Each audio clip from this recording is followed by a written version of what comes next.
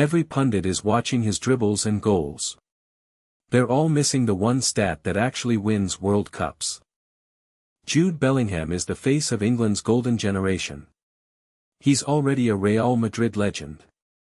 He's scored in Champions League finals. But here's the uncomfortable truth. That flashy stuff. It's not what will decide his 2026 World Cup. There's a hidden number that separates tournament winners from talented players. And it's been quietly climbing every single season. This number doesn't show up on highlight reels. It's not his skill on the ball. It's not his powerful long-range shots. It's something he does when nobody is watching. Something that makes midfielders like Kante and Modric lift trophies. And Bellingham has been mastering it in the shadows. The stat is his off-the-ball pressing efficiency. It's the engine behind his game. Let's break down what pressing efficiency actually means. It's not just running a lot. It's the ability to force turnovers in dangerous areas. It's reading the game 2 steps ahead. It's knowing exactly when to close down, and when to hold position. Bellingham has reportedly improved this by around 23% over the last season. That's a massive jump for a player already at the top. To understand why this matters, look at recent World Cup winners. France 2018 had Kante. Argentina 2022 had De Paul and McAllister. These players didn't just create chances. They destroyed the opponent's rhythm. They turned defense into attack in seconds. Bellingham is now playing that role for England. But he does it with the flair of a number 10. It's a lethal combination. Here's where it gets tactical. Bellingham's pressing isn't random. He targets specific triggers. When a defender receives the ball with his back to goal. When a pass is slightly heavy. When the goalkeeper hesitates. He doesn't chase shadows. He picks his moments. This intelligence is what makes his pressing so effective. It's not about energy. It's about decision-making under pressure. At Real Madrid, this evolution has been dramatic. Last season, he was often caught in no man's land. This season, he leads the press from the front. His manager Carlo Ancelotti has reportedly given him more freedom to roam. But with that freedom comes responsibility. Bellingham has learned to balance attack and defense. It's a skill most players take years to develop. But why is this hidden stat so critical for England? Because England's system depends on it. Gareth Southgate loves structure. He needs midfielders who can press as a unit. If one player breaks the line, the whole system collapses. Bellingham is now the trigger man. When he presses, the team follows. That coordination turns good teams into champions. Let's compare him to other top midfielders. Declan Rice is a destroyer. He wins tackles and blocks shots. But his pressing is more conservative. He screens the back four.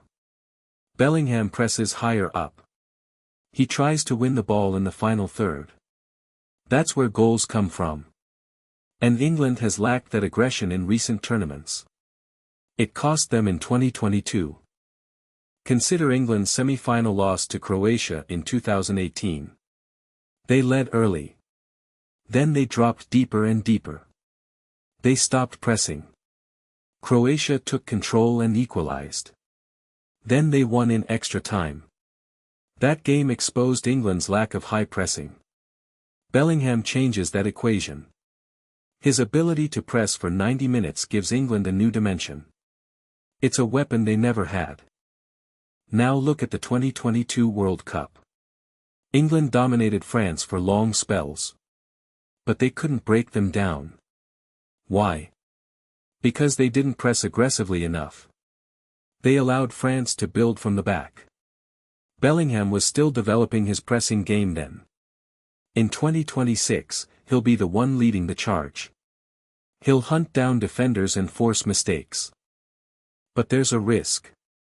Pressing too much can leave gaps. Bellingham has to be disciplined. If he charges out and misses, the midfield opens up. That's where the 23% improvement matters. It means he's making smarter decisions. He's winning more duels. He's recovering faster. The data suggests he's learning when to press and when to stay. That's the difference between good and great. Let's look at a specific example. In a recent Champions League match, Bellingham made a crucial interception. He pressed the fullback, stole the ball, and set up a goal. The result changed the game. That sequence didn't make the highlight reel. But it won Real Madrid the match.